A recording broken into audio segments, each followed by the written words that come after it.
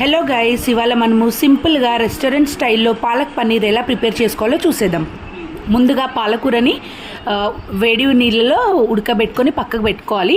ఉల్లిగడ్డ, టమాటా, కొంచెం పసుపు, కొంచెం ఉప్పు వేసుకొని అవి బాగా మగ్గించుకొని పక్కకు తీసుకొని ఈ ఉల్లిగడ్డ టమాటా పేస్ట్, పాలకూరని రెండింటినీ పేస్ట్ పట్టుకొని సపరేట్గా తీసుకోవాలి.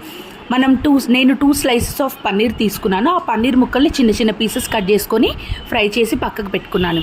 ఒక ప్యాన్ తీసుకొని ఆయిల్ వేసుకొని మనం పేస్ట్ చేసుకున్న పన్నీర్ పేస్ట్, టమాటా, ఉల్లిపాయ పేస్ట్ వేసుకొని బాగా మగ్గించుకోవాలి ఫ్రెండ్స్.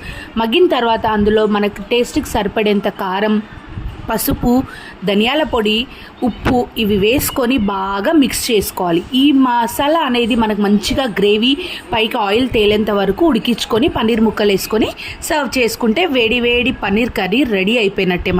ఈ పన్నీర్ కర్రీకి కాంబినేషన్లో చపాతీతో తింటే చాలా అదిరిపోతుంది.